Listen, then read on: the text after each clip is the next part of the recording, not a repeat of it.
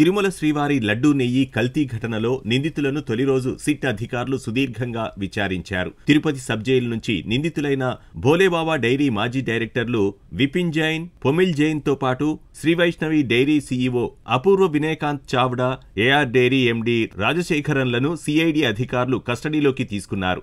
రుయా ఆసుపత్రిలో వారికి వైద్య పరీక్షలు నిర్వహించిన అనంతరం అలిపిరిలోని టీటీడీ భవనంలో తాత్కాలికంగా ఏర్పాటు చేసిన సిట్ కార్యాలయానికి తరలించారు.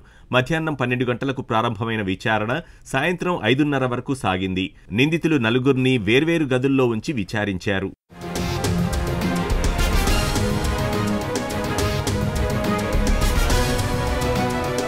ఉత్తరాఖండ్, తమిళనాడులోని డైరీ నివాసాల నుంచి స్వాధీనం చేసుకున్న దస్త్రాలతో పాటు టీటీడీ ప్రొక్యూర్మెంట్ విభాగం అధికారులు, సిబ్బంది ఇచ్చిన సమాచారం ఆధారంగా తొలి రోజు నిందితులపై సిట్ ప్రశ్నల వర్షం కురిపించింది.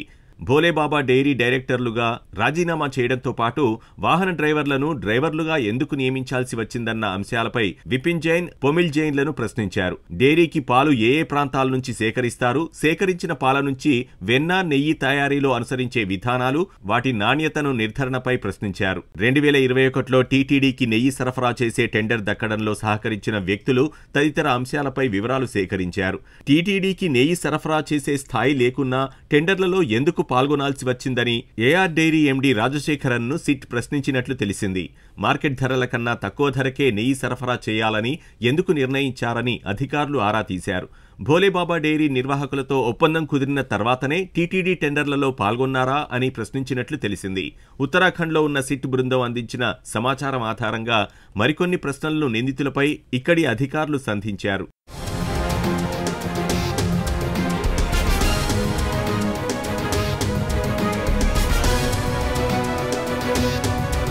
5 రోజుల పాటు నిందితుల విచారణ కొనసాగనుండటంతో గత పాలక మండలిలో కీలక పాత్ర పోషించిన వ్యక్తుల గుండెల్లో గుబులు మొదలైంది.